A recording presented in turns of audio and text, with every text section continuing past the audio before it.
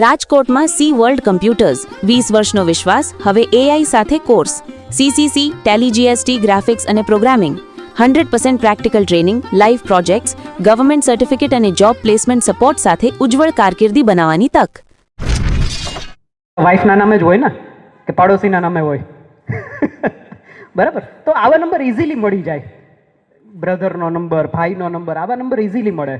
તો કીવર્ડ ઉપરથી સર્ચ કરે, એ નંબર ગોતી ને પછી એને કોલ કરવાનું શરૂ કરે. ફોર એક્ઝામ્પલ કે માનો કે એ વ્યક્તિએ લોનનું પેમેન્ટ ન કર્યું હોય તો એના મિત્રોને કોલ કરવાનું શરૂ કરે, અથવા તો એના સગા સંબંધીઓને કોલ કરવાનું શરૂ કરે કે ભાઈ જો આ ફલાણો ભાઈ જે છે એ તમારો મિત્ર છે, તો કે હા. આ ફલાણા ભાઈ છે એ તમારા સગા છે, તો કે હા અમારા નાતીલા છે. તો કે તમારા નાતીલા છે, પણ તમારા નાતીલાએ આટલા મહિનાથી તો હપ્તા નથી ભર્યા.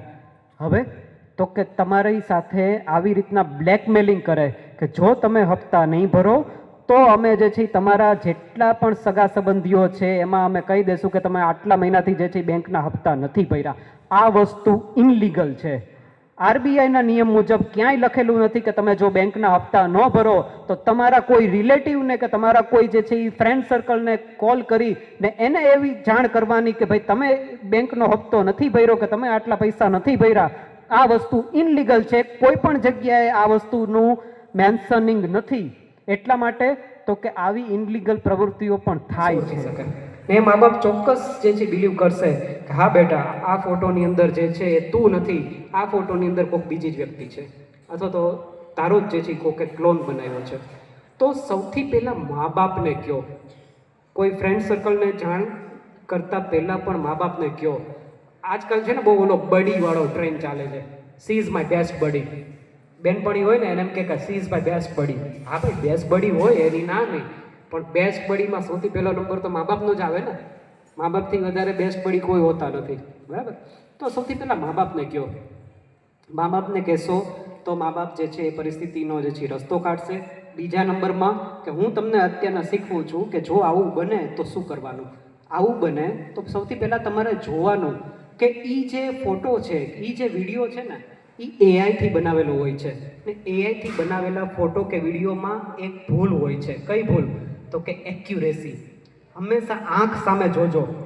એઆઈથી બનાવેલા ફોટો કે વિડીયોમાં આંખ જે છે ને એ ચોક્કસ હોતી નથી.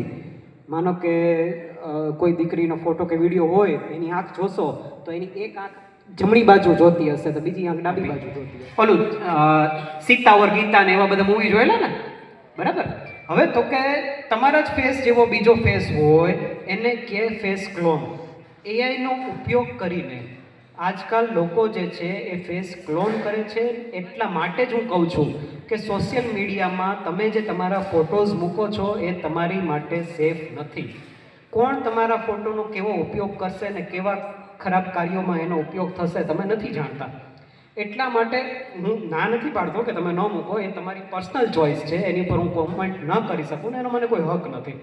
પણ જ્યારે તમે તમારા ફોટોઝ સોશિયલ મીડિયા પર મૂકો છો ત્યારે એ ફોટોઝને ડાઉનલોડ કરીને એ ફોટોઝનો ઉપયોગ કરીને ખરાબ તત્વો જે છે એ તમારો ખરાબ વિડીયો બનાવે છે, તમારા ખરાબ ફોટોઝ બનાવે છે. અને એ ખરાબ ફોટોઝનો ઉપયોગ કરીને દીકરીઓને બ્લેકમેલ કરે છે કે જો તું મારી આ વાત નહીં માન તો હું તારો આ ખરાબ ફોટો કે હું તારો આ ખરાબ વિડીયો જે છે સોશિયલ મીડિયામાં જે છે વાયરલ કરી દઈશ ને હું તારી જિંદગી જે છે બરબાદ કરી નાખી. કેમ આજે તે રસોઈમાં મોડું કર્યું? એટલે તો કે સૌથી બેસ્ટ રસ્તો કે બાળકને મોબાઈલ આપી દો. મોબાઈલ આપી દીધો ને બાળક મોબાઈલથી રમે છે, પણ જ્યારે એને એડ આવશે ને એડ ઉપર ક્લિક કરશે ત્યારે કઈ વેબસાઇટ ઓપન થશે શું ગેરંટી? કાંઈક એવી ખરાબ વેબસાઇટ ઓપન થઈ ગઈ કે જેની બાળકના માનસિક મગજ ઉપર ખરાબ અસર પડે તો તમે શું કરશો? કેવી રીતે બાળકના મગજમાંથી છબી તમે ભૂસી શકશો? કાંઈક ખરાબ ફોટો આવી ગયો, કાંઈક ખરાબ વિડીયો આવી ગયો કે કાંઈક ખરાબ એવી વેબસાઇટ ઓપન થઈ ગઈ, પોર્ન સાઇટ ઓપન થઈ ગઈ, તો તમે કેવી રીતના બાળકના મગજમાંથી ભૂસી નાખશો કે આવું જે દ્રશ્ય જોયું એ તારે જોવાનું નહોતું? કેવી રીતના ઇરેઝ કરશો? તમે કોઈ જાદુગર છો તો મને જાદુ કરીને બતાવો. નહીં કરી શકો. તમે ત્યારે પછી રોશો ને તમે એમ કહેશો કે સાહેબ હવે મારા બાળકે આવી વસ્તુ જોઈ લીધી, શું કરીએ? એટલા માટે તો કે મોબાઈલ બનેલા જ નથી બાળક માટે. જો તમે એને આપો છો ને તો પહેલાં મેક શ્યોર થાવ કે તમે જે એપ્લિકેશન એને યુઝ, પહેલાં તો બાળકો માટેની એપ્લિકેશન બનેલી છે યુટ્યુબ કિડ્સ કરીને. યુટ્યુબ કિડ્સ માત્ર અને માત્ર બાળક માટે QR કોડ સ્કેન કરવા કે જે ટ્રસ્ટેડ જગ્યાએ હોય, પ્લસ આપણને કહેવામાં આવ્યું હોય કે આ QR કોડ જે છે સ્કેન કરજો. અહીંયા જો સેફમાં સેફ QR કોડ જે છે ને વિશ્વકર્મા સોશિયલ ગ્રુપનો છે, એને સ્કેન કરજો, કાંઈ પ્રોબ્લેમ નથી. બરાબર. હવે તો કે તમે અજાણ્યા QR કોડને સ્કેન કરો ને તો ઘણી વખત જે છે જેવું તમે સ્કેન કરો એટલે તરત જ તમારામાં જે છે લિંક ઓપન થઈ જાય ને એ લિંક ઓપન થવાના હિસાબે તમારા ફોનમાં જે છે વાયરસ આવી જાય. કેમ કે QR કોડ એક્ઝિક્યુટેબલ હોય.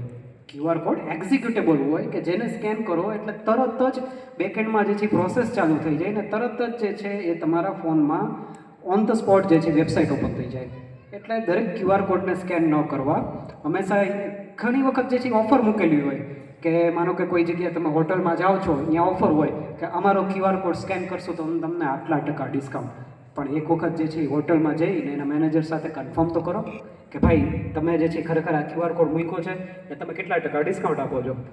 હોય ઘણી જગ્યાએ ખરેખર જે છે ટ્રુ હોય કે એનું સોશિયલ મીડિયા પેજ હોય એને ફોલો કરવા માંગતા હોય, પણ મેક શ્યોર થાવ કે એ QR કોડ સેફ છે કે નથી.